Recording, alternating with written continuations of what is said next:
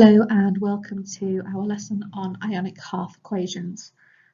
This can be done separately from writing ionic equations, but it might be worth having a look at that video first if you haven't done so already. Let's go.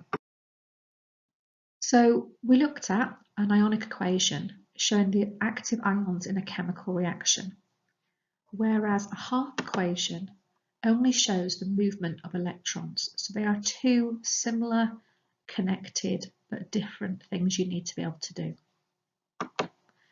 Not all equations can be written as half equations. Because you're talking about the movement of electrons, you have to be talking about the loss or gain of electrons, and therefore you'll be talking about a redox reaction, so reduction-oxidation reaction, so something like displacement or electrolysis.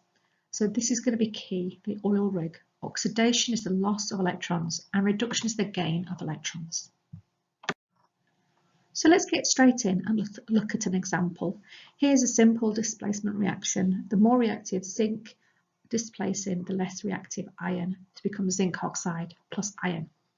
Now I think the thing that we forget in these reactions is that the iron in iron oxide is actually an ion, not an atom. It has a charge to it, and that's what's holding that ionic compound together.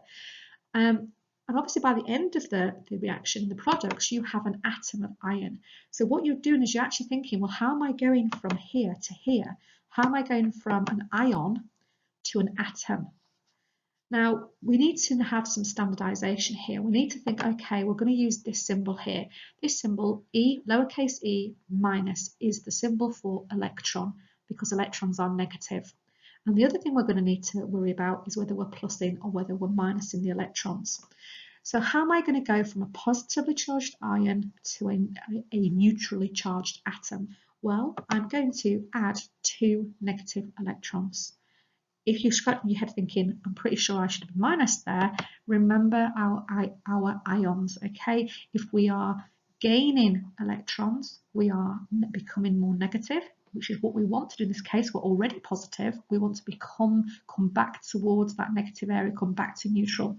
And if I was to take away electrons, I would become more positive. So be careful. Okay, well, what about the zinc here? Zinc starts off as an atom and becomes an ion, part of a compound.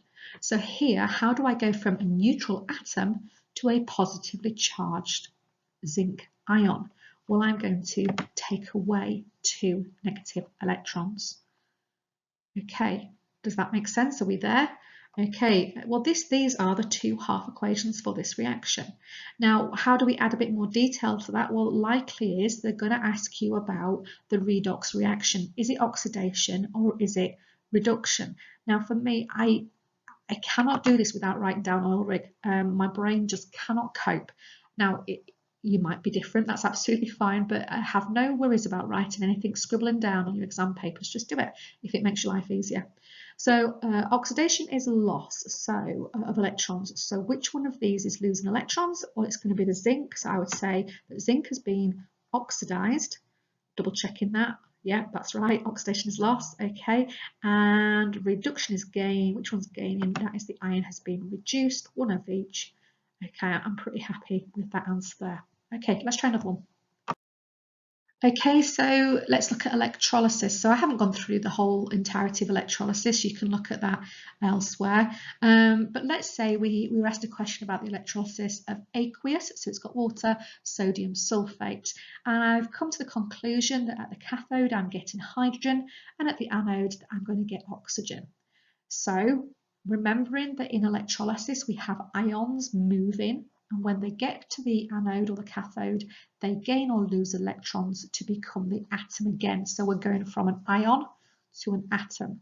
So let's look at the cathode. How do we go from a positive H to an atom, a neutral atom? Well, first of all, I'm going to recognise I've actually got 2 H's on that product side. So I'm going to add a 2 there. Okay, so I've got 2 lots of the hydrogen making 2 atoms. I'm going to add 2 negative electrons, 1 for each of them, to make H2. Okay, at the anode then, I'm also going to notice I've got a molecule of oxygen here, O2, so I need 2 oxygens, each with a -2 charge. So am I going to add 2 electrons? I'm not going to add 2 electrons. Am I going to add 4 electrons, or am I going to take away 4 electrons? I'm going to take away 4 electrons to get me a neutral molecule. Okay, well, can I do oil rig? Which one is being oxidized? So is losing, it's going to be the oxygen has been oxidized. And then which one's been reduced? Reduction is gained, so hydrogen has been reduced. Okay, so for each of the next examples, I would like you to pause the video and have a go first. It makes much more sense, you get much more out of it. I'm not going to go through this first answer. I've already answered this question for you in the video on ionic equations, but if you want to do it, I will put up the answer in a second. Okay, so the first answer then, if you've done that, looks something like that. Okay, let's look at the second half, which is what we're focused on today. It says write a balanced half equation to show what happens to magnesium in this reaction. Now, it's worth pointing out, guys, it says in bold balanced half equation. You are never going to be asked to write a non-balanced half equation. The reason they highlight it is because they want you to be aware that if you don't balance it, you will lose the mark. So be careful. Okay. It also says you use E- to represent an electron. That's what they're looking for. That's what they're expecting to see. Right, so what is happening to magnesium in this reaction? Well, if I go to the question, it says magnesium atoms, so neutral, become magnesium ions, Mg2+. Okay, so it's going to look something like that. And the question is, am I adding 2 or am I taking away 2 electrons to go from the atom to the ion? Well, I am positive, so I am waving goodbye, -2 electrons. Okay. If I bring up the mark scheme answer here, you can see our answer is the second answer available. Notice the first answer they give available, what they do is they flip it around a little bit and they say the magnesium atom is made from the ion plus the 2 electrons. So it sometimes appears like that. Either or is fine as long as you understand what you're doing. Okay, so next question, guys, pause and have a go. So this is reasonably terrifying looking, lots of words, lots of language, but if you get a bit overwhelmed, guys, book the question. It calms you down, it gives you a focus. Okay, let's see how I would do this. It says write the balanced half equation for the formation of potassium. So where does it talk about potassium in the question? Well, it says potassium chloride, that's not really potassium. Ionic compound containing potassium ions, K+, so it gives me K+. Lovely, I don't have to work that out. Potassium chloride can be electrolyzed when it's a molten liquid or an aqueous solution. Electrolysis of potassium chloride forms potassium at the cathode, chlorine at the anode. The electrolysis of molten potassium chloride makes potassium at the cathode. You really want me to know potassium's at the cathode, don't they? Okay, so it's the formation of potassium. Okay, so it's the ions, potassium ion to a potassium atom. Something like that.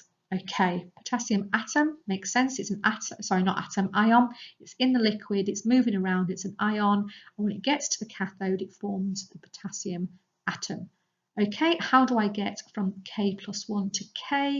I am going to add 1 electron, and I'm pretty happy with that. Okay, state and explain if this equation shows oxidation or reduction. Okay, first of all, worth noting, I've got 2 command words there, guys, worth 2 marks. It says state if the equation shows oxidation or reduction, and explain if it shows oxidation or reduction. So I've got to tell them which one it is, and I've got to say why it's an oxidation or reduction. Right, well, oh golly. Oil rig, there we go, I'm happy now. Okay, so I'm looking at my equation. It's added an electron, so that's gaining, so that's the reduction. Okay, so it's reduction, that's the state. How do I know it's reduction? Because it's gained an electron. And that's the answer. Okay, last one for today then. Pause the video and have a go yourself. Okay, so from here, I just wanted to use this one because it's a really good example of why you have to be super careful. It says here that the magnesium ions are reduced at the cathode. So if you're thinking logically, you're thinking reduction is gaining electrons. Now, if you're rushing through this very quickly, you might simply go, well, okay, magnesium becoming a magnesium ion. But it's wrong because you're looking at reduction, which is gaining electrons. In actual fact, the question says, forget rid of that one, it says magnesium ions are reduced. So the ions, we start off with the ion, 2+, and it is reduced, it gains electrons to become the atom. And so the second answer there would be correct. It's just a little kind of snippet of why you've got to be super careful, reading the questions carefully. Are you starting with the ion? Or are you starting with the atom? And once you've got that sorted out, what's happening in the middle? Is it adding or is it gaining or is it losing electrons? Hope you found this helpful today, guys, and best of luck. Keep practicing.